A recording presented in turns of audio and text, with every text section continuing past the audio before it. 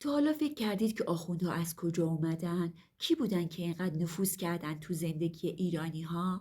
اگه دلتون میخواد بدونید این لباس روحانی چطوری به وجود اومد و چرا اینقدر مهم شد، حتما تا آخر این ویدیو با من همراه باش. قبل از اینکه بریم سراغ اصل داستان، بیایید یکم برگردیم عقب‌تر.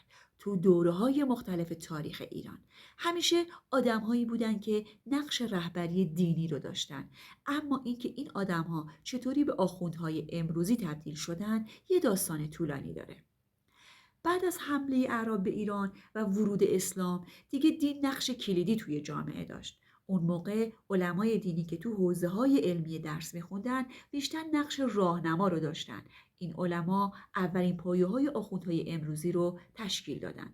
اما داستان اصلی از دوران صفویه شروع شد. پیدایش قشر آخوند در ایران یکی از موضوعات جذاب و تاثیرگذار در تاریخ ماست و همونطور که گفتم نقطه عطف اصلی اون به دوره صفویه برمیگرده. اما چرا صفویه؟ چطور این سلسله با یه حرکت شکل جامعه و حتی سیاست ایران رو برای همیشه تغییر داد؟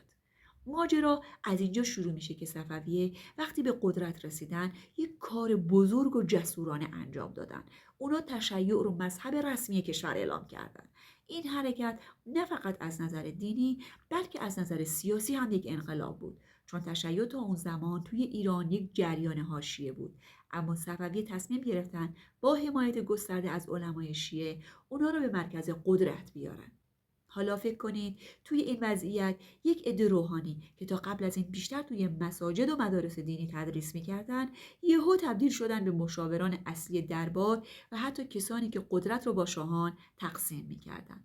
برای مثال یکی از معروفترین این علما شیخ بهایی بود، نه فقط یک عالم دینی بلکه یک دانشمند و مهندس بزرگ.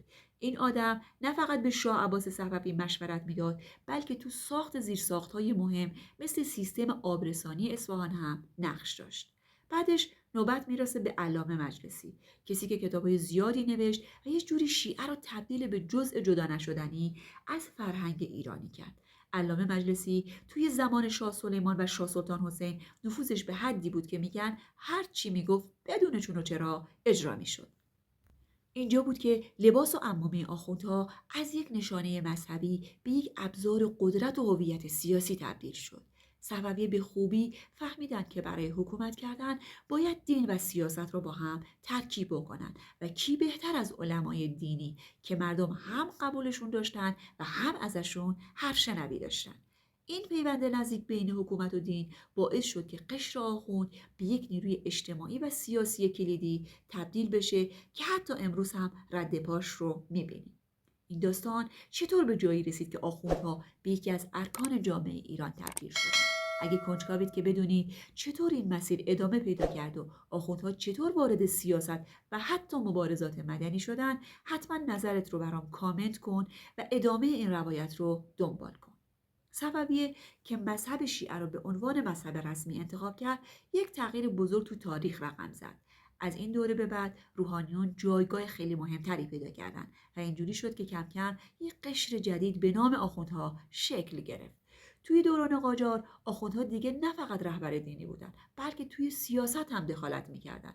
از اون موقع مردم برای خیلی از مسائل، از اختلافات خانوادگی گرفته تا دعواهای حقوقی، به آخوندها مراجعه میکردن.